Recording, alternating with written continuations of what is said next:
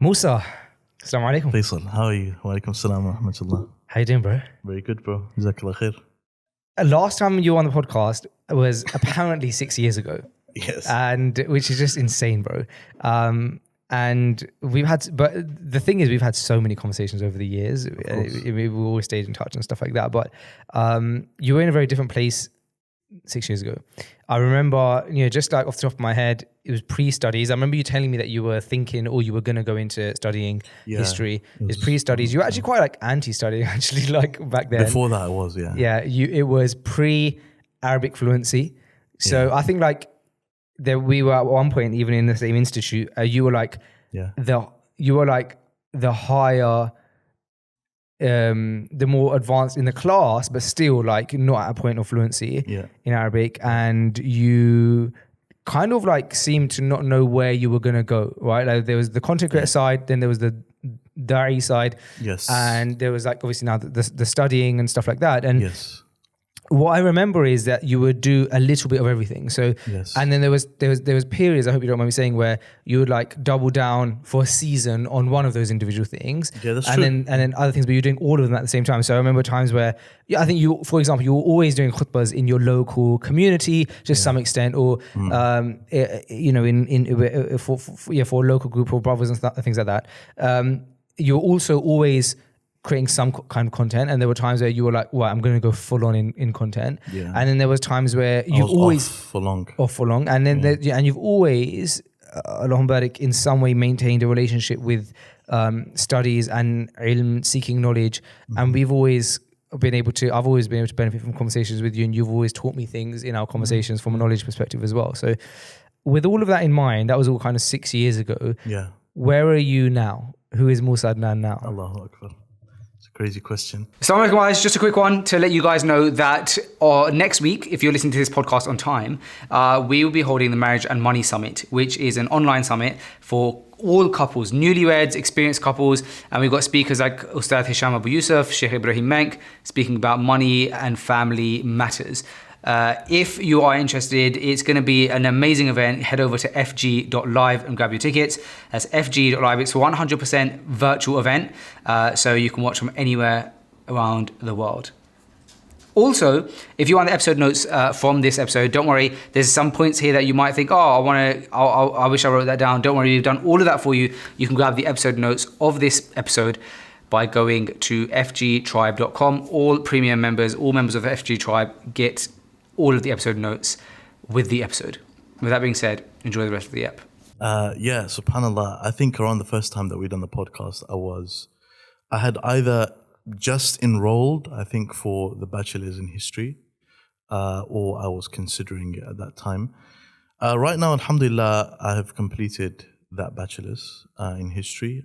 I went on and done a master's in history. And during that period, I was also focusing on Islamic studies within that period. And after that, I'm now also pursuing another bachelor's in Islamic studies and Lugha and Arabic language at Al-Azhar University, alhamdulillah, and also focusing on private studies as well, going further with that, alhamdulillah. And in recent years, or I should say maybe in the last year or so, I've also started to do things related to what I'm doing now. So like teaching more, teaching Arabic, some Islamic studies as well, alhamdulillah. So this is a summary of where I'm at right now in terms of that side of things. Yeah, of course, I'm a family man. I've never, and I'm quite grateful for this, but I've never really, in all of my years online, gone into detail with regards to my private family life. And I think that's a great thing, alhamdulillah, that even when I was young and at points didn't know what I was doing, I still kept that as a principle, alhamdulillah. So yeah, I'm a family man. I've got my family, alhamdulillah. And yeah, this is essentially where I spend a lot of my time nowadays.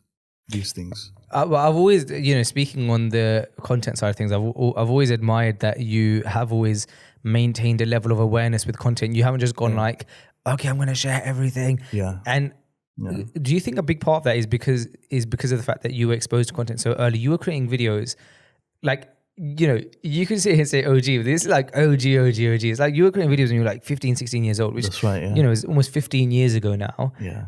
You were, and when I say creating videos, we were all creating videos, right? Like I remember when I was 12, 13 years old, I was creating videos for on my school bus, but they were for my school friends. You were doing it at that age or similar age, but you already had the eyes of tens of thousands of people on you, even at that age. So you were thrown in, regardless of whether you're thrown in or not. The point is, when you were creating content when you were young, it wasn't just for your school friends like me. You were creating content when you were 15 years old, and it was going out to tens of thousands of people. And now I see that the Muslim content creation space at that time, only now in hindsight, I realized it was so small. There was only like a handful of creators. And so everybody was getting their content from like 3 or 4 people, and you were one of those individuals. It was very small, subhanAllah. And now when you think about Muslim content creation. Yeah, so many. I mean, you couldn't list the names. There's so many people, whether it be males, females, people doing different types of things. Now content creation, it seems like every other person is doing content creation, right? I mean, you know, you've got this DJI Osmo. Yeah.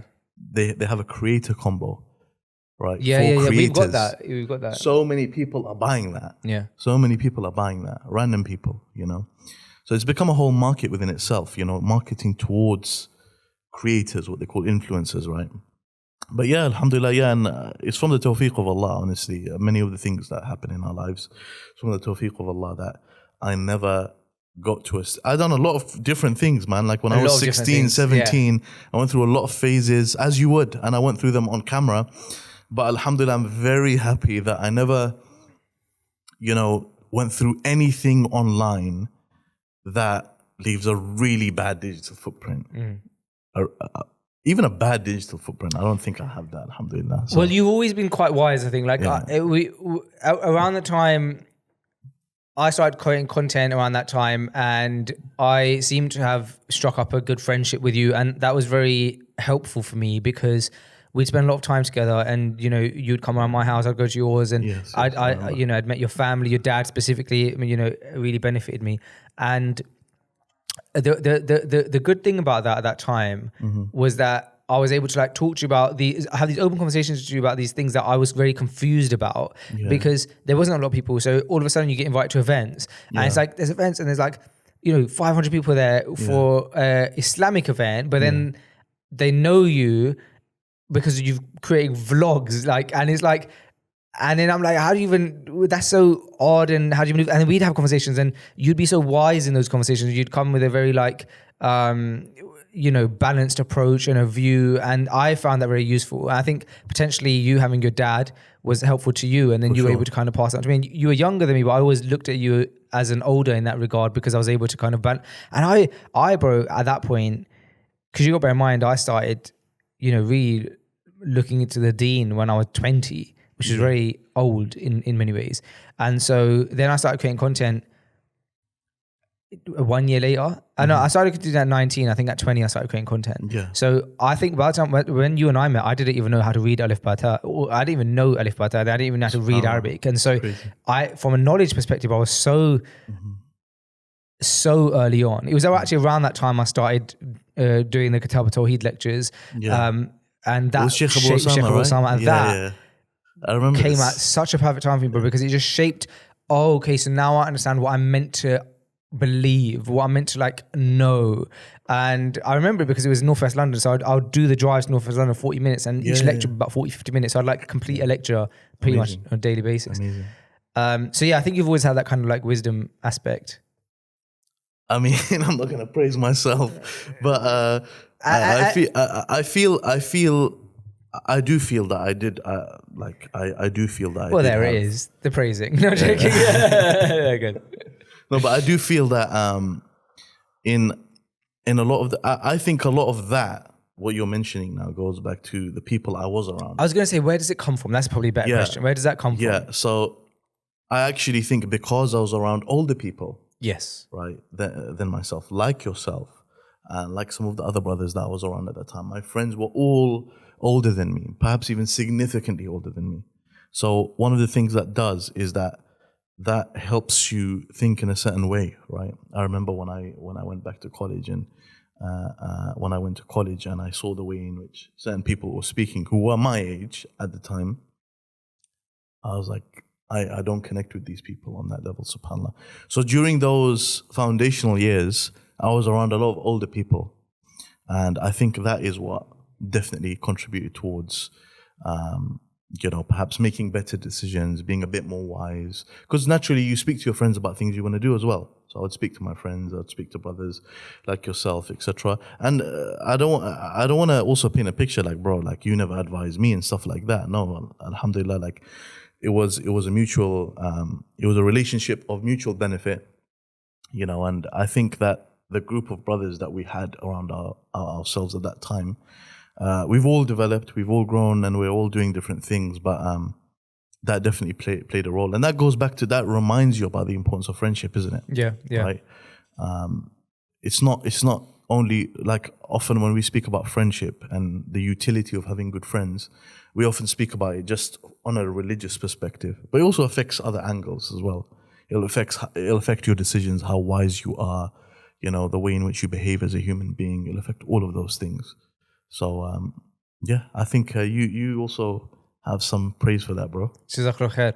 What made you then finally decide? Because we were saying that at the time you were, delving into different spaces, but you're very solidified now. It's very clear what your mission is, where your angle is, that the road that you're going down. So what made you then decide, okay, I want to go down the academic, I want to start with history and then obviously Islamic knowledge and grounding yourself in that. What helped you make that decision? So my father was always advising me to go into academic education. Okay. My response to him would be that, well, I'm already going to some of these universities and I'm doing talks and I'm doing stuff like that. I don't really see the utility in that. I don't see the benefit in that. And I see the benefit in me doing my Islamic studies. So my father was like, Islamic studies, is from the cradle to the grave. It's a lifelong thing. But this academic education, it just lasts a few years. And it actually really benefits you. And I think he was saying that because of how much it benefited him. And just for the audience, and I'm sure you already know this, like my father wasn't speaking from a perspective of, oh, you have to go to uni to become a doctor or to become an engineer. He didn't do that with any of his kids. None of my siblings have gone to uni for the purpose of, as in because our father is pressuring us to go into a career. It's not like that. He was more about the educational, perspective. Go and get an education. It's going to benefit you. I mean, for people who don't know, your dad himself is an academic, he's a historian. So he's big on academia. Yeah, mashallah, he was recently published by Cambridge as well. Mashallah, one of his papers was recently published by Cambridge as well. So mashallah, he was also an inspiration, of course, no doubt about it. I actually read a book then, E.H. Gombrich, A Little History of the World. I read some of that book and was very inspired. I kind of, in a way, fell in love with history. And obviously, we don't agree with everything that's in that book, but it was an inspiration for me at the time. And I remember I just went and I signed up for uni. I literally done it myself. Now, how does your dad, a historian, feel that you fell in love with history for another historian? My father will very conveniently say, hang on a second there, you're taking away my flowers by saying it like that. No, but obviously, he definitely played a role. Oh, of course, bro. Right? Why would I think of history? And I remember having these conversations with my dad. I remember I spoke with a couple of people before making that decision. I spoke with Dr. Uthman Latif, who's a published, historian, very, very, mashallah, beneficial person, Dr. Uthman Latif, and I spoke with my father. And for me, one of the aspects was the education that I get, I want it to make sense in light of Islamic studies as well. So I remember what my father would tell me, no, well, so many Islamic scholars went into history. You have Ibn Kathir, you have, maybe he mentioned At-Tabari, and you have, I remember Ibn Kathir, I'm pretty sure he mentioned, right? So it's like, so if you do history, you're actually also doing what these people done. Like you're going into a field that many Islamic scholars went into and they had a firm hand in. So I just said Bismillah and went into it. And then, subhanAllah, these courses, like they all lead to, one thing leads to another. And then by the end of it, I think I had pretty much decided Actually, the thought of a master's was on my mind, and then I decided for a master's, and then after that, I just wanted to focus on Islamic studies, which is why I went for the Al-Azhar program. Which part, like what part of, I feel like everybody, when it comes to Islamic studies, has something that they're drawn towards, a science that you might be drawn towards and stuff like that. Like for me, I've always said that it's fiqh. Yeah. I just really love any time I get an opportunity to read more about it, listen to lectures about it, understand fiqh. And I don't know if this was shaped because of something one of my teachers early on told me when they was breaking down the meaning of my name, and maybe it's like just taking it, maybe it's like I've subconsciously just taken on the role, but I hope not. But that was because like somebody was telling me like, you know, Faisal Fasala, like to differentiate. Yes. And so that's obviously like very close to Tawfiq. I don't know if it's that, you know, we do know that there's benefit in naming and that it has an effect and things like this. Or if, so I don't know if it's psychological or if it actually is real, because I have always struggled with decisions. And so starting to practice Islam, one of the biggest benefits I took from it was that decisions are now made for me. And so there's a calculated way to come to those decisions. And then there's opinions. And there's, you know, places where there's decisions are set in stone, like Aqidah, and then there's situations where there's, you know, ikhtilaf, a difference of opinion. And so maybe that's what made me interested. So I'm intrigued to know what science or part of Islamic studies did you feel drawn towards, or do you feel drawn towards? Yeah, so I think I went through phases, you know, when around that time, I've always had an affinity towards ulum al-hadith, mustalah al-hadith, the science of hadith. I've always had this attraction towards it.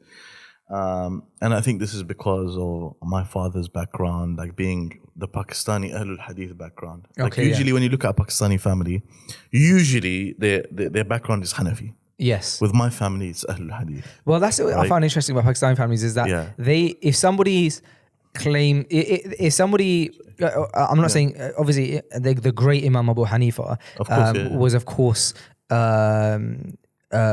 upon the Quran and Sunnah. I'm not saying that he wasn't, but in the Pakistani culture, it seems like they differentiate. And if somebody claims to be quote unquote Quran and Sunnah, they'll say that person's Ahlul Hadith. I found that. Yeah, they have that. Yeah. Right, okay. So they have their own. Yeah. So in Pakistan, you know, whereas in other countries you'll have terms like Salafi or La That's what I mean. Instead of Salafi, they say Ahlul Hadith. Yeah. Well, they just say Ahlul Hadith. Yeah, whereas in the growing up in the UK, it's like common that you would say that person's a Salafi. Yeah, you'll hear that less. You'll hear Ahlul Hadith as a term less in the UK. You may hear it, but you'll hear it less. But in the Pakistan, it seems synonymous with Ahlul Pakistan, Hadith.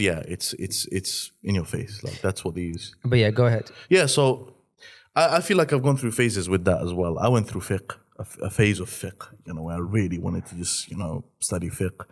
And then subhanallah, I done a round circle. What I mean by that is, what do you usually start with? What did we start with? You start with Arabic and Quran, right? So I've often found myself going back towards, you know, Quran, Arabic. You know, Quran is a thing that a person should have in their life all the time anyway. 100%. Right? In terms of recitation and reading it and having your portion that you read, that is something, you know, and may Allah allow us to be consistent upon that. That's something that a person should always have, right? But Arabic for me, Arabic is something that I've found myself even recently going back towards, because I have truly, when you go into these other sciences, this is what happens. When you go into the other sciences that you've been dreaming about, I want to study fiqh and I want to do it in Arabic and now I can understand it. So you start doing it in Arabic. You start doing Aqidah in Arabic and you start doing some of Ibn Taymiyyah's books in Arabic. You'll find that any deficiency, this is my own personal experience as well, speaking, any deficiency in my understanding that I would have, for the most part, would go back to Arabic. Yeah. So like, let's say there's this whole section I'm reading and I'm like, okay, I don't understand this paragraph. One of the reasons, sometimes it'll be because he's speaking about a concept. Let's say he's speaking about a philosophical concept or something a bit deep that you haven't got there yet for. But sometimes, and a lot of the time, it'll be because of Arabic. And that experience when you're doing fiqh, aqidah, any science, seerah, anything, that experience makes you realize how important, people have told you, but this experience makes you realize how important Arabic is. that, people were telling me, focus on Arabic, focus on Arabic, focus on Arabic. But I kind of rushed and I went into the sciences. But now I'm realizing, okay, I do need to. That's a set of stairs that I can't just jump over. I've got to go back. It's a key, isn't it? It's a key in every sense of the word. SubhanAllah, in every sense of the word. Even when you explain, like right now, I mentioned to you that I'm going through Arba'un in a masjid in the UK. And when I started going through this, I consulted one of my mashayikh and I was speaking with him about how does he recommend I do it? What books shall I read? What shuruh shall I make my maraji'? I know about some of the shuruh, of course, but like I was asking his advice. And one of the advices he gave me is, you're teaching a group of people in the UK in a masjid. Let's keep it simple, right? And now sometimes there will be benefits that you want to mention that are directly linked to Arabic. And if these people understood all of these muqaddimat, all of these things that come before this benefit, they would be mind blown. They'd be mind blown. But you can't mention it because it's going to take so long to build the whole point just to mention this benefit in the Arabic language. So I think Arabic for me, especially right now, and I know Arabic, obviously, it's min ulum al-ala. It's from the sciences that are, it's not min ulum al-ghaya. Like it's not from those sciences like, for example, Quran, tafsir, or let's say fiqh. It's from those sciences that you need in order to go to these sciences. It's like it's an intermediary science, right? But it's so important. It's so important, subhanAllah. And so you're specializing in Lugha now? Yeah, so the degree that I'm doing, they do tend to make you specialize more so on Lugha. Okay. So you have specific modules every single year on Arabic language. So you'll have Nahu 1, 2, and going up like that, Sarf, Balagha, etc. So yeah. So what steps did you take from 5 years ago when you were not fluent in Arabic, or 6-7 years ago? Because you always been able to maintain conversation in Arabic actually even then. Yeah. But like to now where you're teaching it, what steps did you take in the past 5 years to get you to fluency? Here's the thing, right? Fluency is relative. I want to even comment on that. Fluency is all relative. I think for everyone, every Arabic student, their goal should be that I want to speak like a native.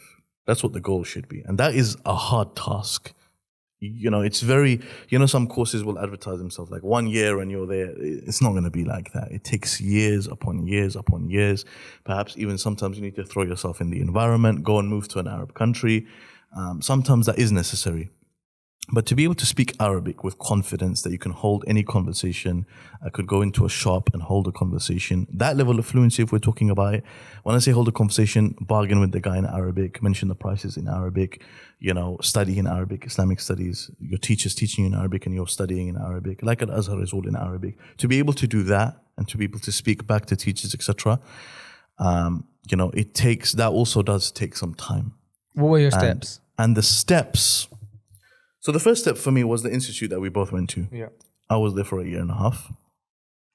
The reason why an institute is good, and generally just for study programs, institutes are good because they force you to be there. Did you get a diploma at the end of it? I didn't. No, did I? No, I didn't. I just done 1.5 years. That's I why. did 1.5 years. You have to do 2 years to get that. Okay, yeah. But I done 1.5 years. I think I did the 2 years and I didn't turn up for my exam because I knew I'd fail it. Oh my God. Yeah. I should have a diploma right now. But so I done 1.5 years. And then basically what happens is, then I went to private studies. Okay. I started studying with teachers privately.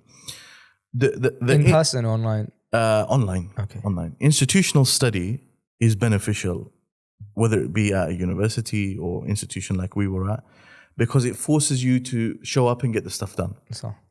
Even if you're slacking in terms of your studies, you have to revise for the exam. Or you can just skip the exam, right? But like, you have to revise for the exam, okay? If you want to get by, and you'll find yourself being forced to go up levels. You're forced, like this. Any degree you do, if you want to graduate, there is gonna come a point in the year where you need to lock in, right? I'm remembering so many stories, bro.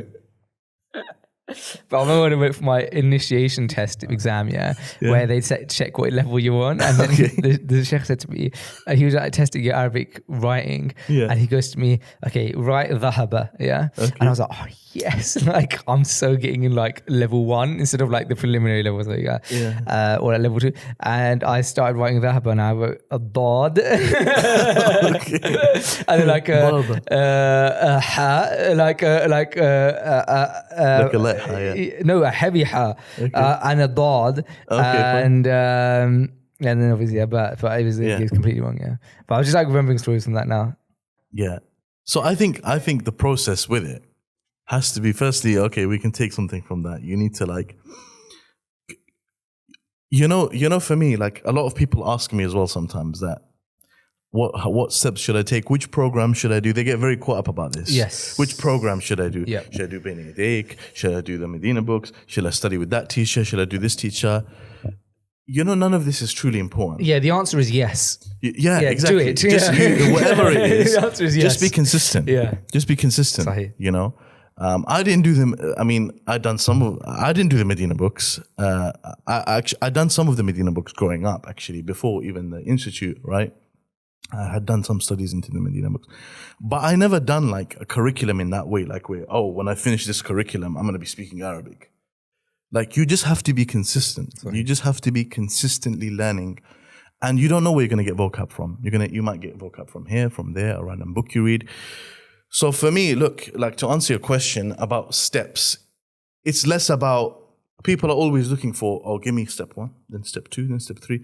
Yeah, but like the thing is, you're not doing any step. Well, I'm also asking about your journey. I'm not asking with the idea of people being able to extract the benefit of like copying your steps. Okay, I just want to know how my journey was. Yeah, I want to know your journey because I know that you're now teaching. Perfect. So I'll start from the beginning very, very quickly, inshallah. I'll go through it very smoothly, very quickly. Beginning, I went to Islamic primary schools, alhamdulillah, and also an Islamic secondary school. And then I was homeschooled. Within all of this period, I had moments of Arabic, being taught Arabic in some of the Islamic schools and whatnot. But you're a kid, you don't really care. Okay, you're sitting in class, you don't really care like that. And then my father also, I remember, had some Arabic classes he was doing. I would attend those. Those were the ones who were doing the Medina books. When I seriously decided I wanted to learn Arabic, it was around 2018 when we both went into that institute. The institute that we went to then, that's when I, as an adult, chose I want to learn Arabic. Okay. I stayed there for a year and a half, and that institute was very good because when you get to the second level, which is like after you've done 1 year, they say that we're going to force you to speak Arabic. Yeah. Okay. After that process, then it was private studies for me. So I started studying with one of my mashayikh in Pakistan.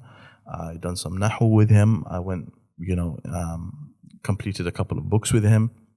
Then I had an Egyptian teacher at one point that I was studying with. And then after that, I feel I reached a stage where I could start to study in Arabic. So if I want to study, let's say, a book like Umdatul Ahkam or any book, in Aqeedah or anything like that, I reached a stage where I felt I could study in Arabic. And then with one of my mashayikh, I actually started, this is fast forwarding, started covering books in Arabic. So traditional books in different syllabuses, whether it be ulum al-hadith, in Aqeedah, studying books in Arabic from cover to cover. Okay, with the primary language being Arabic. Because the Sheikh knew English, sometimes he may switch to English and stuff like that, but no, the language we're learning in the book, everything, it's in Arabic, right? The book is in Arabic, the Sheikh is explaining in Arabic, when we ask him questions, we're speaking in Arabic, etc.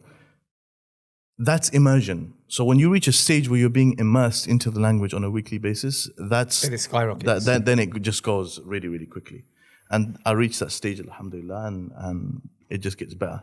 And vocab, you pick up, you continue to pick up. I'll still pick up vocab now. I'll open up a book that, let's say I haven't read before, or a topic I haven't read in before. You're going to come across new vocab. It's not a problem. You just, you find the translation, what does it mean, and you keep going. And the more you come across a word, the more internalized it becomes. It's like when you done uni, I'm sure, when I done uni, I came across words in English all the time that I didn't know. It's not a big deal. You get the word down and that's it. So that's how my journey was with Arabic. And then I reached a stage where I felt, alhamdulillah, then I could do a degree in Arabic. I could do something in Arabic, which is what I'm trying to do now. Yeah. You've always had a interest in that, from what I remember, in like in diving deeper in Islamic studies as well. Like there's the sciences or like understanding rulings, but then there's like books, biographies, things like this. Yeah. Are you still of scholars? Biographies of scholars, yeah. Yeah. I actually remember like you educating me on some of like the history of particular individuals, and not individuals like the Sahaba and stuff, but you know, scholars or authors and things like that. And I would always take some benefit from that. So is that something that you're still passionate about? Very passionate about that. Yeah. Actually, when I go back, a few days after I go back, I'm going to be delivering something on Al-Imam Ibn al-Qayyim, rahimahullah. You know, so it's my master's thesis was on Shaykh al-Islam Ibn Taymiyyah. It was titled Ibn Taymiyyah and the Mongols, Political Activism in Bilad al-Sham. So a lot of that was to do with Ibn Taymiyyah's biography. A lot of the points in that were extracted from his biography, and Nawawi as well. I done a session on Nawawi online. It's there. These biographies are really, really important. Because the thing is, you know, when we look at like the Prophet ﷺ, we see a prophet, and he is the example for us. We look at the Sahaba, they are the examples for us. When we read these biographies, we find different people's experiences with Islamic studies, with their lives, how they were. I remember one scholar, I won't mention his name because some people might not know this about him, but I found this so amusing about this scholar. Bro, like well-known scholar, like authorship in Aqidah and stuff like that. And he's a recent scholar that he would go to the cinema. He would go to the cinema when he was in one of the countries, when he was in India. So I'm like, this scholar seems like his character was such a unique character. Sometimes you read things about this scholar you've heard so much about. Like Ibn Taymiyyah was like that for me. Like one of the things that made me fall in love with Ibn Taymiyyah is his character. When you read like some of the incidents that happened with Ibn Taymiyyah, you can see his character coming. Like for example, when they visit Ghazan Khan, who was the Mongol leader at the time. And with Ghazan Khan, you know, Ibn Taymiyyah, he's asked to make dua. So he makes dua. He's like, Ya Allah, if he's doing this for mulk, for the dunya, etc., then, you know, do with him, etc. And if he's doing this to make your word the highest, for your word to be the highest, etc., then, you know, he mentions a consequence for that. He's essentially making dua against this guy in his face, you know. And from one of these gatherings that he had with Ghazan Khan, when they left, some of the other scholars, they said to Ibn Taymiyyah, one of the other scholars, you know, there's a scholar called Abu al-Abbas ibn Sasra. He mentions this, that some of these scholars, they expressed to Ibn Taymiyyah that you are kitta tuhlikuna ma'ak, you are going to destroy us with you, right? And from now on, we are not going to be with you. So Ibn Taymiyyah is like, I'm not going to be with you either. Like so you see the different characteristics, the way in which these scholars actually implemented their knowledge. And Nawawi, in his lifetime, he was told by one of those in power, for example, to sign a specific fatwa that allowed for the wealth of the people to be taken. Refused. He said, no, I'm not doing it. Right? So when you read into the biographies of the scholars, you'll find it's so inspirational. Their character. You may read funny stories, funny situations that happened with them. Okay, you know, like about Ibn Taymiyyah singing he done X, Y, and Z, and then he sang this nasheed, and they've written what he sang or what he read, lines of poetry, for example. It gives you a different flavor. A lot of the time, and this is a bit of a problem. It can be iman boosting, right? Yeah. Because another thing is that it just shows you how human these people were as well. Yeah. That this was an actual human being. Well, he had emotions. Even as you speak about it, I remember that some of the things that I always found really interesting, just little snippets about scholars. I wonder if I studied the biographies of the scholars, like how I know I would fall in love with them, like you said you have, right? I remember, and some of it goes against the grain. It kind of wakes you up a little bit. there was one of the scholars I remember hearing, you'll probably know who this is, where he was having a dispute with his wife, which, by the way, first of all, in and of itself is such a valuable thing, because it's like, as in to know, because it's like, you know, everybody has marital difficulties, right? Or like challenges. And to know that even the scholars, some of the most knowledgeable people in Islam have this and how to deal with it, right? But anyway, what was interesting about it was that he was having a dispute with his wife and he asked one of his students to mediate between him and his wife. Yeah. So you have situations. Imam Abu Hanifa has a story where Imam Abu Hanifa, I heard this story. And the student took the wife's side. Yeah. And it was his own student. Imam Abu Hanifa has a story where there's a story that I heard about him. I mean, I'm not sure of the authenticity of the story, but even these stories that you hear, right? Like, for example, that Imam Abu Hanifa, his mother wouldn't take certain fatwa from him, right? She wouldn't take certain fatwa from him. So she said, I want to go to Abu Yusuf, who was one of the Abu Hanifa's students. Yeah.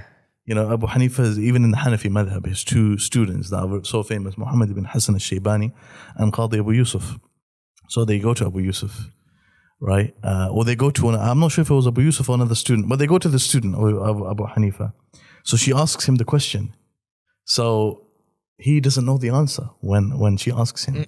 So Abu Hanifa goes like behind and he's like signing to him the answer. Yeah. So he gives the answer to him. She's like, look, this guy, look at how knowledgeable he is and all of this, right?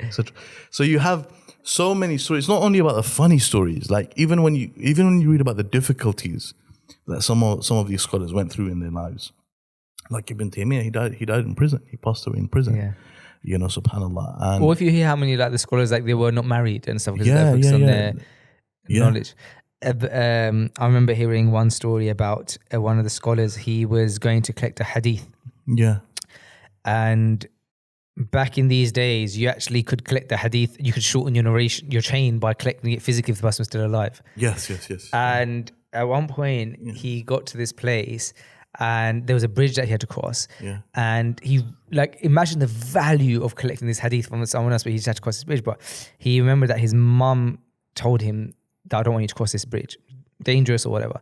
And so he turned around and he didn't go. And then when he just hadn't gone. Yeah. I can't remember if he turned around or he just hadn't gone. Yeah. And then after his mum passed away, out of respect for her, he waited until after his mum passed away to go and collect the hadith. And that is a lesson from a scholar that I remember hearing, and it's always stuck with me to this day. And then I actually implemented, because I think I mentioned before on the podcast that I was at one point I was taking this study drug, right? It was completely halal, but I've got it checked with one of the shuyukh, yeah. But basically it just like makes you alert. And so when I was doing that, my dissertation stuff, I took it. I got first, by the way, my dissertation. Mashallah, amazing. It was actually about mass government surveillance in the UK on the Muslims. Okay. So anyway, I took this study drug, and anyway, my mum. But the long story short is that one time my mum came to my house, and she saw it or something. She was like, "What is this?" And I was like, I just told her what it was, and she was like, "Don't take that. Like, you don't need that. You know, I don't want you taking that."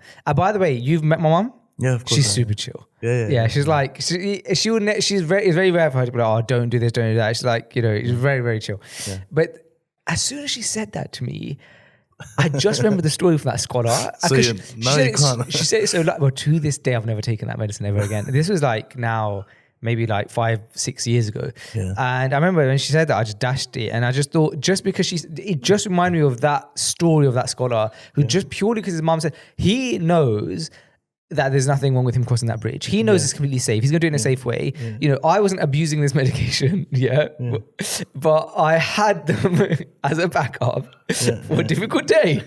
Am I wrong? No, joking. So then I never took it. So you learn and you benefit. Another story, bro. I think this is Imam Shafi. Yeah. Could be wrong, but I think I was sat in a lecture which was the biography of Imam Shafi when this story was told. So either I was definitely sat in a lecture about the biography of Imam Shafi. I just can't remember if this story specific was about Imam Shafi or not. Okay. The story was again about how he traveled for months by foot to collect a hadith. And then he finally got there, and then the person who's going to collect for him, it was his janazah. So he missed it. Yeah, He got there just in half of the janazah. Again, bro, it's a story from a scholar though. Yeah. And it's so empowering. So even just speaking to you is reigniting my desire to study more about this. Like one of the things that reignited my himma for study, when I was researching for my session on An-Nawawi, and I was reading one of the books, he was mentioning how An-Nawawi, this is something well known about him, that in his day, An-Nawawi, we actually know about his study, it officially starting when he was 18 years old. Before that, he was with the Quran in Nawa. Okay. But he actually traveled then, and he migrated to Damascus at the age of 18 years old. And that's where we know An-Nawawi study from, right? And he died at around the age of 45 years old, subhanAllah. He died young. He died very young, An-Nawawi, right? And when you hear about the way in which he would study, he would have 12 sessions a day, 12 classes a day, different subjects. And we know about the books, the specifics of the books that he was doing. You're like, subhanAllah, the stamina that this man must have had to be doing this amount of books. And actually, An-Nawawi ended up becoming Shaykh al-Hadith in a madrasa called Darul Ashrafiyah in Damascus. This is such an important position to have. One of the other scholars that held this position that An-Nawawi ended up holding was called Ibn al-Salah. Ibn al-Salah, he's got a famous book called Muqaddimat Ibn al-Salah. His book, Ulum al-Hadith, the science of Hadith, it revolves around his book.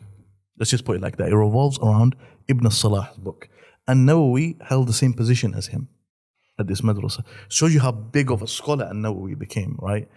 And how he was doing 12 sessions a day. And An-Nawawi's case is so bizarre for scholars that they actually try and give you explanations as to how did An-Nawawi write all of this, author such high-level authorship, and he died at 45. How did he do that?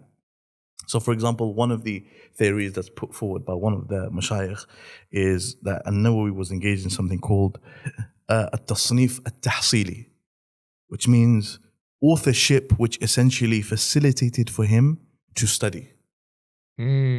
So he made his tahsil, his way of gaining knowledge, tasnif. Well, one of the greatest ways to learn, right, is, I guess, to teach. Yeah, and I remember one of my mashayikh was telling me this from Pakistan, one of my mashayikh in Pakistan, the sheikh I have in Pakistan, he mentioned to me that, when you first study a subject, let's say your comprehension is at like 40%, 50%, 60% when you study a specific book.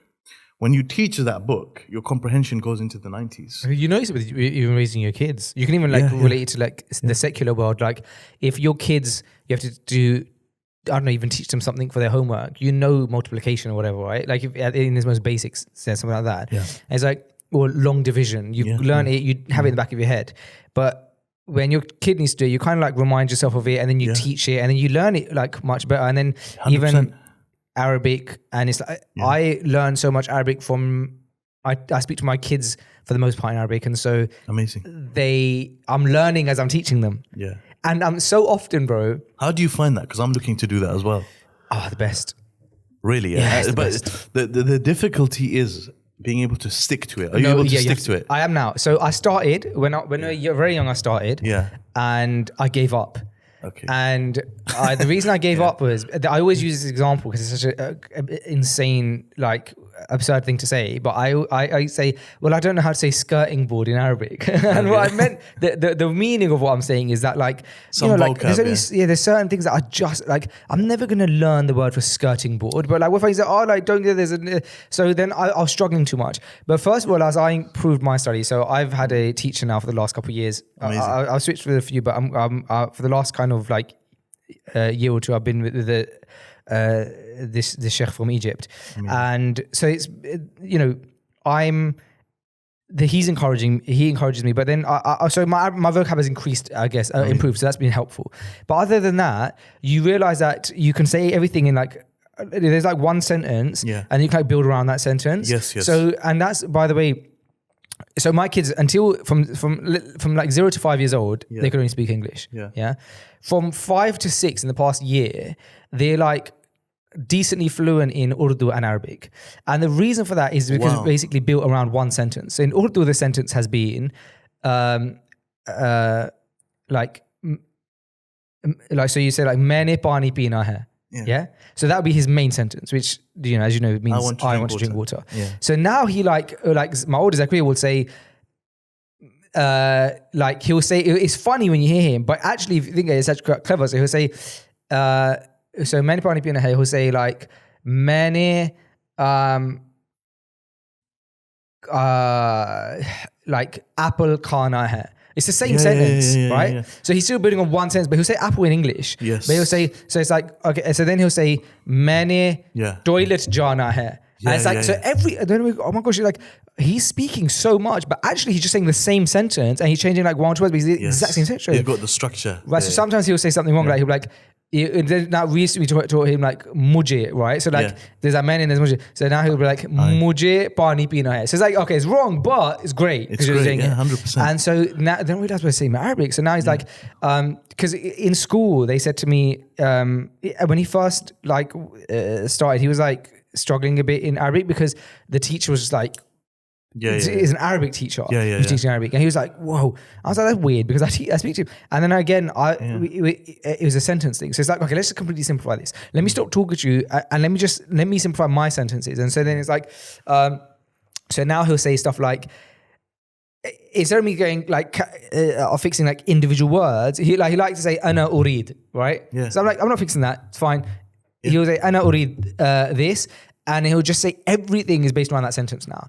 But it works, bro, because he's learning so much. Because, bro, this is another thing that people don't get about languages. Languages, when you, bro, when you speak Arabic, when I speak Arabic, there are specific formulations that we've memorized, and we just say them. Formulation is exactly the right word. Yeah. So like, that's for example, if I'm speaking to my sheikh about something, I'd say, Sheikh, أنا كنت أقرأ هذا الكتاب. Okay, that's a formulation. That I was reading this book, and that's a formulation I actually don't have to think about. Exactly. But there are certain things in Arabic I might need to think about. You see, like there are certain things I might need to think about. And you know about your thing about vocab, specific vocab. So, to be honest with you, I've reached a stage where there are some words that I've even clocked. Even Arabs don't know what they are in Arabic, so they'll just say them in English, and I'm comfortable to do that now. Bro, it's so funny, bro. I remember I was like, there's words that you just like. They just say them in English, right? And so, but even I was the other day, I was in a play center with my kids, and I was overheard this conversation with this Arab lady. She was speaking to someone, and she was to her husband. She said, "عندك تلفونك." Yeah. She didn't have a phone on her, so she was asking him if he has his. And I heard it, and I was like, oh my gosh, like I've been saying hatif this whole time for phone. I'm like, some things you can just like, when you listen to them, like if I could say that, my kids would understand that much easier than hatif, because I keep saying like aina hatif, and they get like, oh, what's that word? And it's like, so there's so many different words or ways of saying things. It becomes a bit more relaxed, and vocab you hear by, like you said, hearing things randomly or seeing things randomly. But back to the original point I was making about learning and teaching. I found that I'm learning better when I'm teaching my kids, because there's so many times I'm speaking to them and then there's a specific vocabulary I don't know, and I'm like talking to them while talking to them. I'm on like chat GPT. I'm like, how do you say this word? It's like, oh, you say it like this. It's like, oh, okay. So then I can like finish it off. Or my son will ask me, how do I say this word? And then I don't know it, but then I'll like check. This is why it's so beneficial. And one of the things that one of my main mashayikh at the moment, alhamdulillah, he encourages me to do is teach. Is to teach. Because and this isn't just, you have to know what you're teaching as well. Like meaning, for example, if there's a book like that's, you know, like I'll give you an example with certain books. It's good that you've taught them before, let's say multiple times or once before, to a small group. Like I actually have a small majmu' of brothers, around, let's say 10 or 11 brothers. They're getting a nice shower here.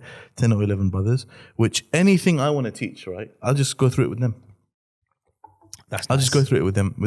And then now, if in any point in the future that I need to teach this in a masjid, I'm way more comfortable. I've done it before. And the thing is, just imagine, bro, like the comprehension. When you're explaining a hadith, you don't only want to, you know, just explain it by looking. When you know how it is, bro, to publicly speak, when you're in front of people, you don't want to make mistakes. This is a human thing. This isn't a showing off thing. It's a human thing. I don't want to be in front of people making mistakes. So you're going to do your homework. You're going to read what you need to read. Your comprehension of what you're explaining is going to go through the roof. So when you're teaching that thing, it's so beneficial for you, subhanAllah. And that's why like ulama and mashayikh, you'll find, definitely, this is like, just check this, who teach a lot of books, everything's going to be on the tip of their tongue when you ask them.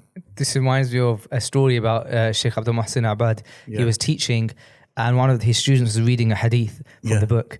And Sheikh Abdul Muhsin Abad is blind. And the student was reading, and he corrected the student who had the book in front of him. And he said, you're on the wrong page. Or he said that you read the wrong hadith, or you read the hadith wrong. The point is that even the Sheikh, may Allah honor him and preserve him, even though he was blind and the student had the book in front of him, he corrected him on the book. Yeah, because this is his thing. That's his thing. This is his bread and butter. When you make something your bread and butter, and that's what a lot of us need to do with Arabic. Sahih. We need to make it our bread and butter. We need to make it the thing that we do. Well, I think what you said earlier actually is really profound. What you said about it being intermediary science and about the fact that it unlocks things. Like if you think about going back to the idea of fiqh, like when you learn fiqh, the first thing they teach you, in some ways, oddly, is the fiqh of tahara. That's first thing they teach you. Right. Which in some ways you would say, well, why is the first thing we're not learning the fiqh of salah?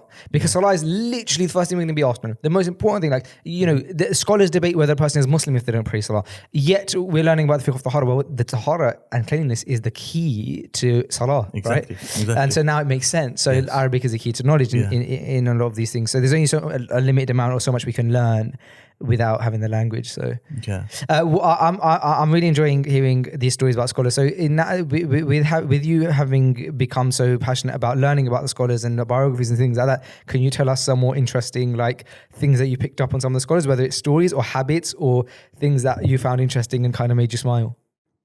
I think one of the things that, for example, I found interesting, I mean, if we go to Ibn Taymiyyah, one of the things that I like reading about with scholars is seeing how they implemented their knowledge.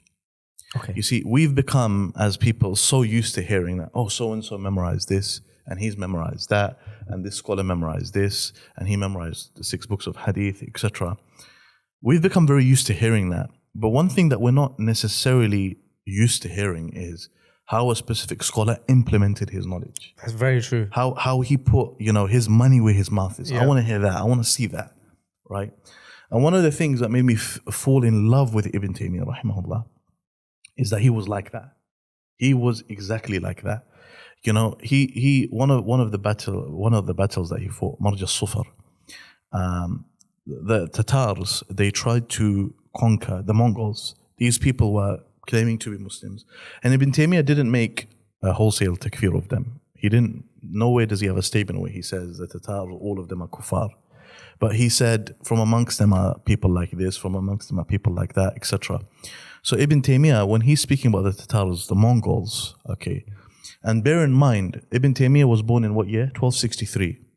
1263. Imagine that just a few years earlier, okay, Baghdad had been sacked by Hulaku. Baghdad had been sacked, completely ransacked by the Mongol leader Hulaku. Imagine now, when Ibn Taymiyyah is around 6 years old, he's forced to flee from where he was at the time to Damascus. Okay, he's from, Ibn Taymiyyah is called Al-Harrani. Okay, he was from a place called Harran. That's where that's where he's from, right? Shaykh al-Islam Ibn Taymiyyah now, this is the context that he's born in. He's born in a context where you have the Mamluks ruling. You have Mamluk leaders who are ruling from Egypt, and they have different Umara. And you have Sham, Syria, is also ruled by Mamluks. Okay? Imagine now, 1299, you have a battle called Wadi al-Khaznadar, where the Tatars, the Mongols, the Ilkhanid Mongols, because you had 4 different types, right? The Ilkhanid Mongols try and take over Sham. They want to take over Sham, so they come. Wadi al-Khaznadar, it's a very long story getting into why Ibn Taymiyyah didn't fight and other people didn't fight in that battle, etc. But the Muslims lost that battle. And there's a period that the Tatars actually occupied Damascus. They took over Damascus. Within this period, look at the scholarship of Ibn Taymiyyah. Within this period, some of the Tatars are drinking alcohol and they're getting drunk. Ibn Taymiyyah, what does he tell his ashab? What is the order? Leave them. Let them get drunk. Why? He says, صَهْوُهُمْ فَصَهْوُهُمْ شَرٌّ مِنْ سُكْرِهِمْ. Let them get drunk. Look at, this is him implementing his scholarship now. How is a Muslim scholar, Ibn Taymiyyah, Shaykh al-Islam, telling his followers, let these guys get drunk? He says, because them being awake, them being in a state of, them being sober is worse than them being drunk. This is his masalih and mafasid coming into the picture, right?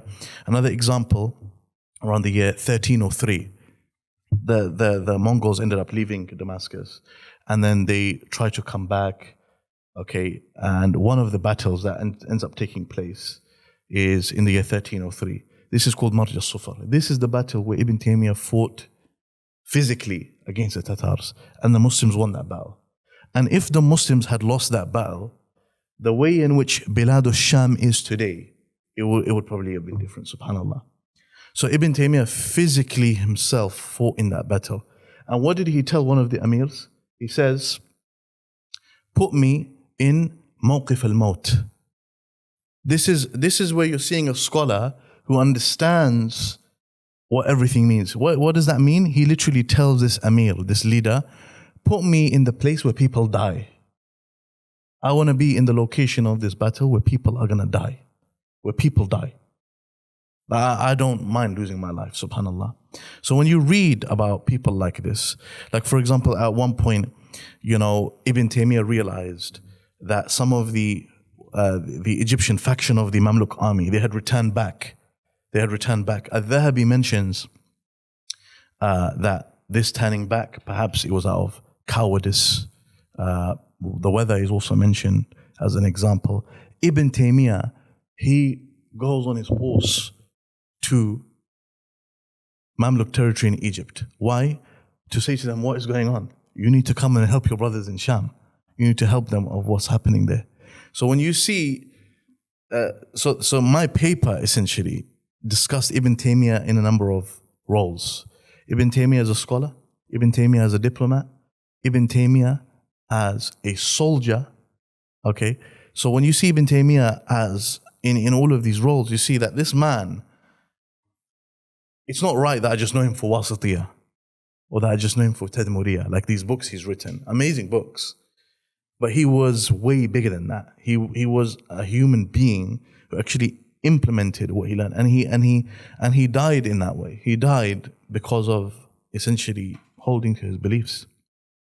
So when you see people like this, it just makes you realize that, do I do that? The knowledge that I have, I don't have to be Ibn Taymiyyah, okay? But the knowledge that I have, for example, do I implement it? Mm-hmm. How much knowledge do I implement? Right? There is a line of poetry. There's a Shafi'i poem in fiqh. It's called Safwat al-Zubad. In the beginning, in the Muqaddimah, the author, he mentions, فَعَالِمٌ بِعِلْمِهِ لَمْ يَعْمَلًا مُعَذَّبٌ مِنْ قَبْلِ عُبَّادِ الْوَثَنِ. He says, so the scholar who doesn't act by his knowledge will be punished before those people who worship idols. That's the case about the one who doesn't implement his knowledge. He doesn't act based upon what he should be acting based upon. That famous story of Sheikh Ibn Baz is always super inspiring, about how after he had passed away, rahimahullah, his students were in a place in Africa that was kind of in the middle of nowhere. And this woman, she notices these scholarly looking people. Yeah. And she's like, that's odd. And then she was basically she asked about Sheikh Ibn Baz. Yeah. And they were shocked that she would know who he is. And it turned out that they were his students and stuff like this. And she was asking about an update, what's about him, or that she wanted to speak to him or something like this. Yeah. And they broke the news to her that he had passed away recently. Yeah. And she then it basically got found out that while he was alive, had been receiving sadaqah, receiving funds, and he was basically he was responsible for her family. He was like, he's paying for it, and his closest students didn't even know this. This was a secret sadaqah that he was doing, and the funds had stopped. Turned out because he had passed away. And I think somebody even told the story, an extension of it, by saying that when they looked into it, it turned out that was not the only family that he was actually supporting. He was like, basically, the majority of his money that was coming in was just going back out to supporting people, and that was all in secret. Nobody knew about it until after he passed away. You know, there's so many stories like this, and the point is, we're mentioning examples of scholars, but you don't have to be a scholar. No. You know, like my grandmother, Allah yarhamha, she wasn't a scholar. She was just a normal grandmother from Pakistan, you know. And my grandmother, after she passed away, one of the things that I found out, you know how in Pakistan, families that are kind of, you know, like we're like working class type of people, middle class type of people, we work and make money and stuff in London, right? Those type of people, when they go back to Pakistan, they are considered what? Like wealthy, right? You can actually buy a property here, you can actually do things, right? So they had a property there, and you have a worker who works there. A lot of the time, bro, and we know this in some of these countries, for example, workers are not treated well, you know. We find out, bro, subhanAllah, that my grandmother found out what debt they're in. She had paid off their debts. Not only that, she had bought them a house. Wow. She bought this girl who was working for her, cooks, cleans, whatever, etc. From the poorest of the poor people in Pakistan, bought her a house, right? And we didn't know about this. Right. I mean, so do you see, like, it's these types of things that anyone can do. Anyone can do them. Even the smallest act. You can do them. Anyone can do them. Anyone can sponsor someone. You know, there's so many different ways of doing this type of khair.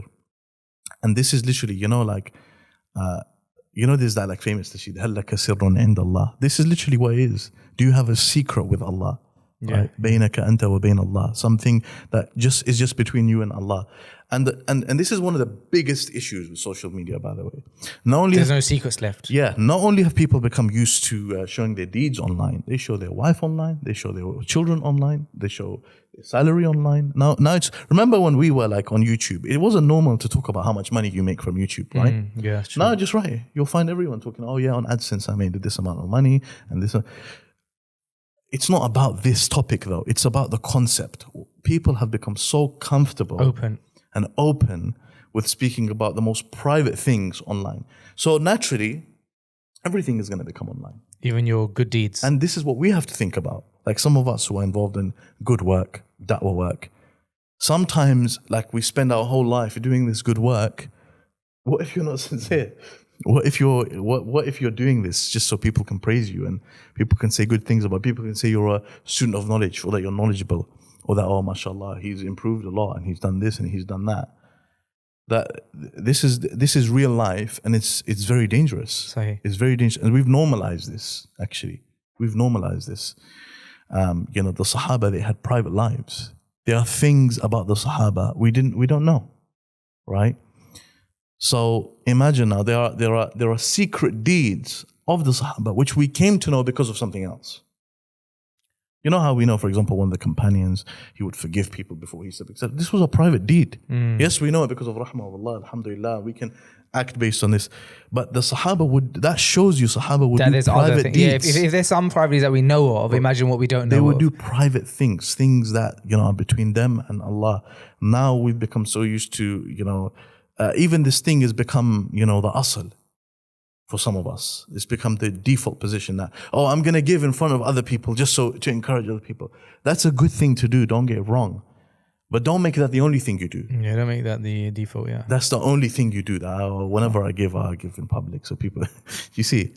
So, yeah, man, about scholars, there's so many things.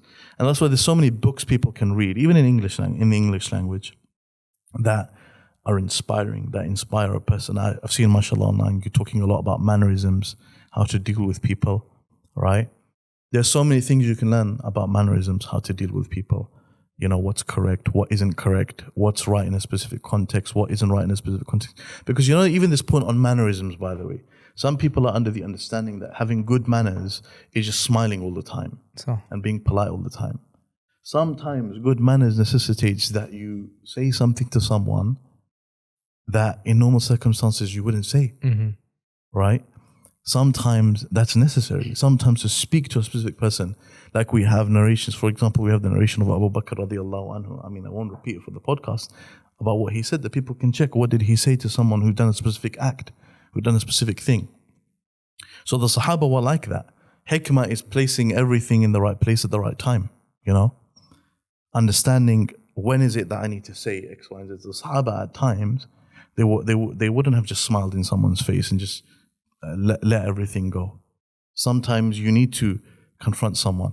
This is another thing, like for example, when we were speaking about the hadith in Al-Arba'un that Imam al-Nawawi brings, he says, فَمَنِ اتَّقَى الشُّبُهَاتِ, the Prophet ﷺ said, فَمَنِ اتَّقَى الشُّبُهَاتِ اسْتَبَرَأَ لِدِينِهِ وَعِرْضِهِ, that whoever stays away from doubtful matters, essentially, he has protected his deen and his honor. A side point that this hadith shows us is the importance of the honor of a Muslim. Yeah. The honor, this hadith shows you that your honor is important. Yeah. So imagine now you find out someone is speaking bad about you and spreading bad rumors about you, and this happens. And I've seen these type of complaints multiple times from brothers who I know. What do I do?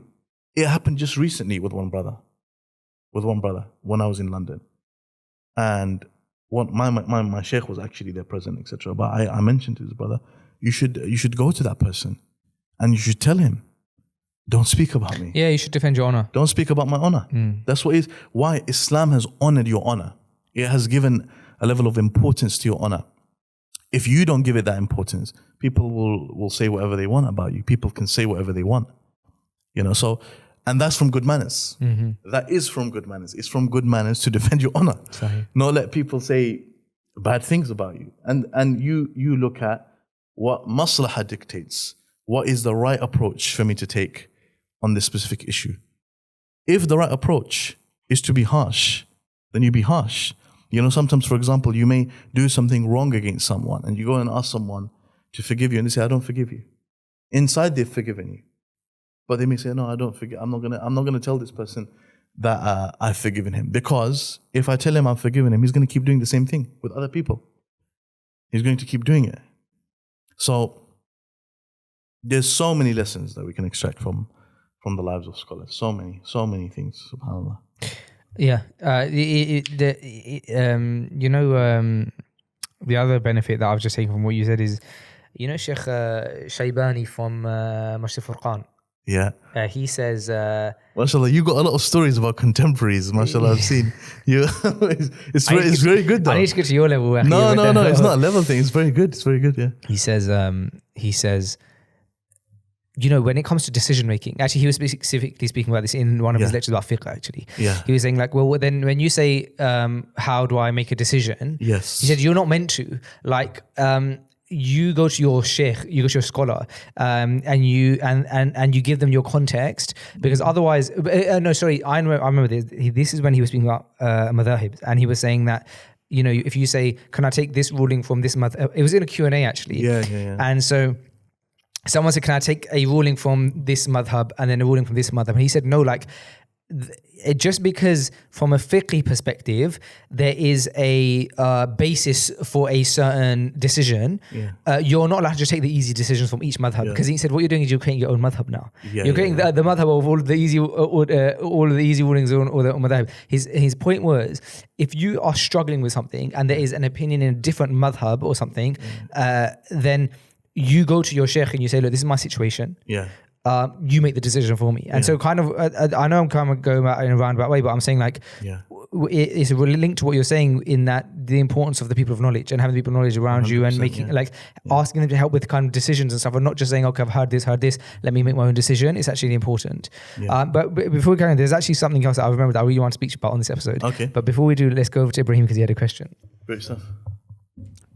Before, when you were mentioning obviously about like people educating themselves, whether it was learning Arabic, or any other topic for that matter, do you, or I guess what's worked for you first of all, and then what would you suggest to others of, should you read a lot of different books or really focus and study on a few and smaller amount of volume to kind of really understand those few books first before you move? Because some people go, no, I want to read as much as possible. Some people say, no, I really want to just dive deep into a few different ones. Yeah.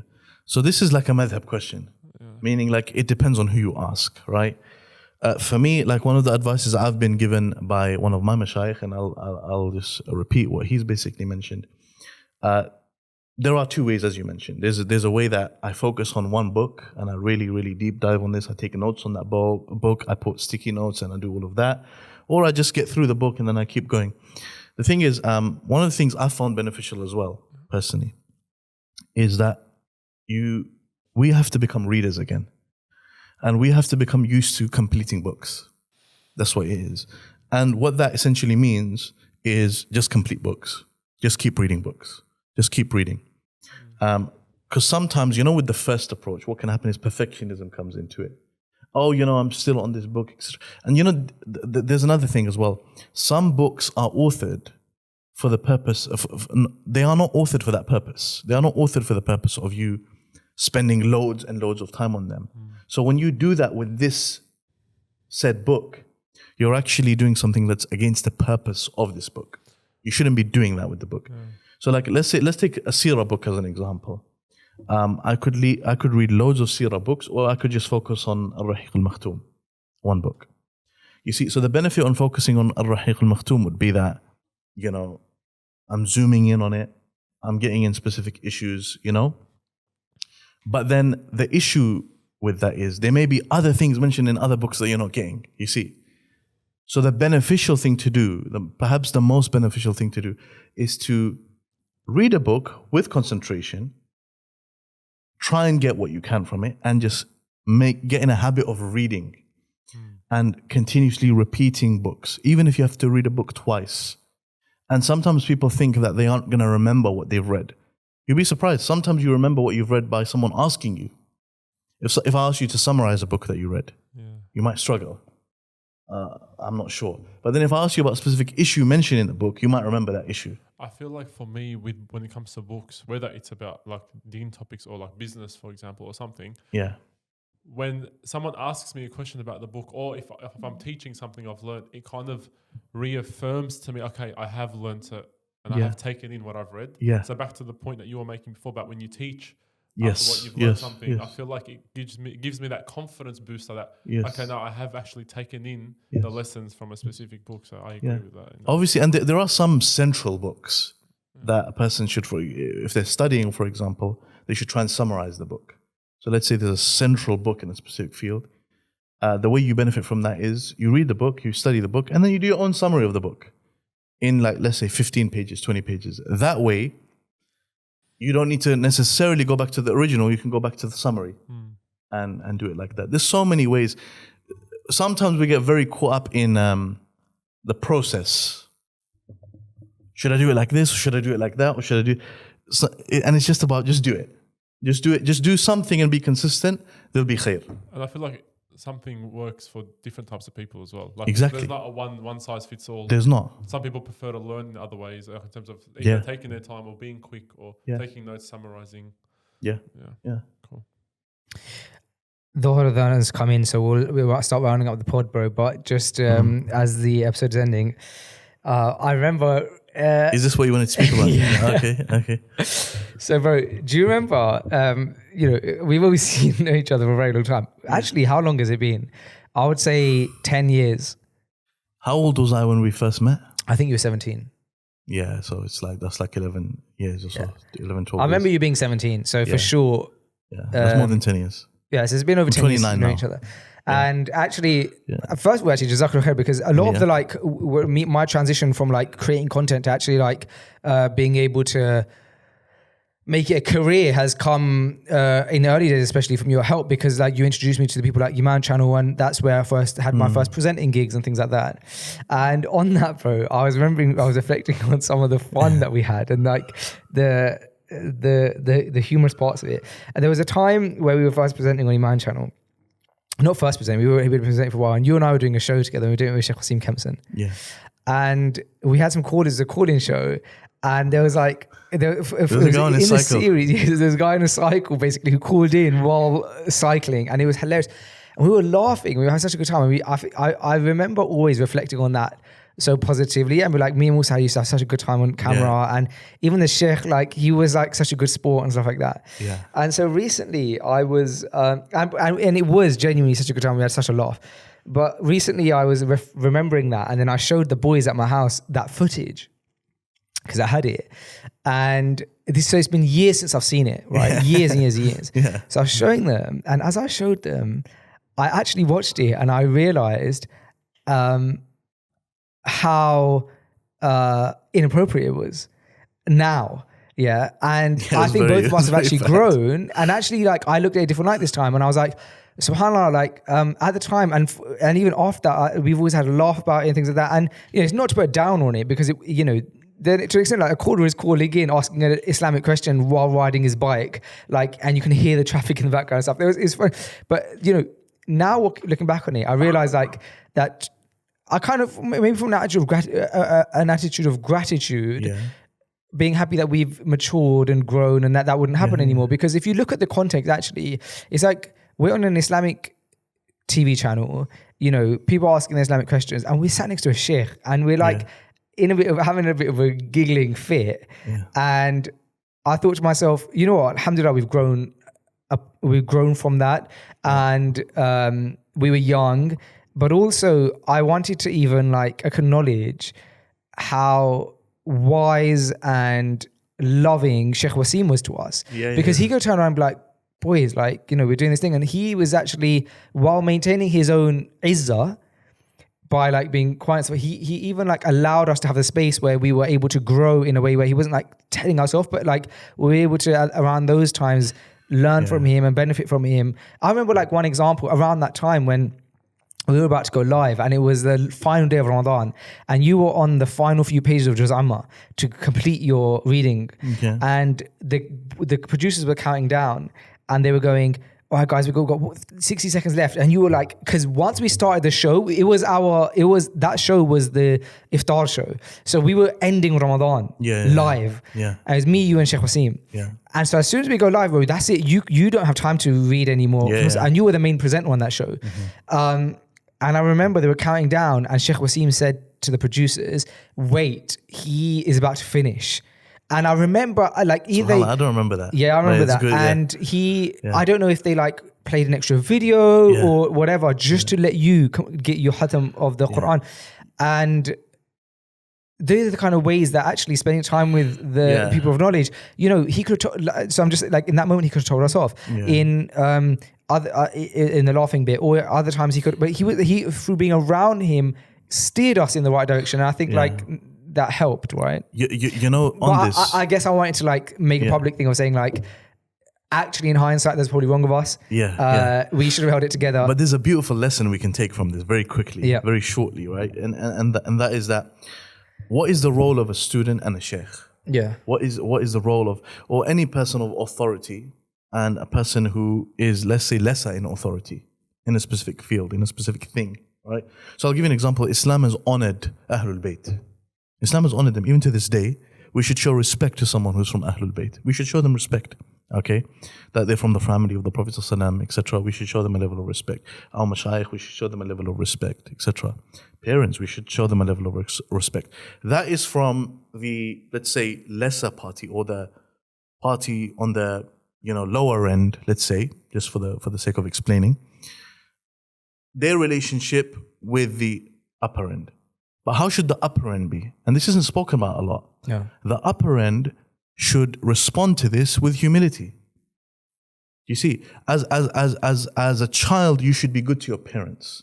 And as a parent, you should be merciful to your children. It goes both ways. And sometimes what happens is students focus on a specific thing, but you see the sheikh, for example, the sheikh himself, and this does happen, right? He needs to behave in a specific manner. He needs to humble himself a little bit more. He needs to be more like, let's say, how Sheikh Wasim was that day. He had tasamuh. He was very easy with us, very easygoing, etc. So we shouldn't have been like that. But you see how Sheikh Wasim, he should have been like that, and he was like that.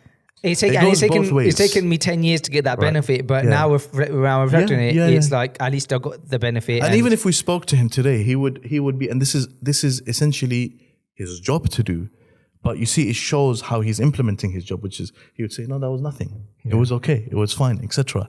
You see, so even though we were being a bit disrespectful to him, I suppose, like in that. Yeah. I mean, like, just to clarify, we were laughing and stuff like that. We were struggling to laugh. We were basically struggling to keep it together because, like, there were some callers who were just like, and by the way, like, again, in our defense, like, you also get like, but I remember that show we had some prank callers. So someone's calling in, he was like, oh, just want to get fatwa for like, and he was like, what was he saying? He was saying something like, I just want money or something like that. He's like, I just love money. I was like, bro, like, you're prank calling us. The problem is when you go in that mood as well. Yeah, they're just hard to switch it off, and then you got the producers in here, they don't help sometimes. Oh, man. They would, people depending on who was on the shift. People don't understand. I suffered. But I used to pull I used to pull it out. Bro, sometimes they're saying the most hilarious things. Yeah. You're about to start crying. No, I used to pull it out and they used to get annoyed at me. They used to be like, put it back in, like, like in the break, they'd be like, you have to put it back in. I'm like, no. Like, and because obviously you need to hear them to count you down to the break. Yes. And so I would pull it out, but then how else? And then like, I would still make sure I count down to the break somehow. I don't know. I think you could hear could hear it. break. All right. 10 seconds. It's like in my head, I was like, and then like, and then it's like an art closing up what you want to say in time for the break perfectly. Because if you stop too early, there's like, dead silence while you're waiting for the break. And if you start too late, your words get cut off. So it's like you get trained into knowing exactly when to cut it and then it just goes to the break. Yeah.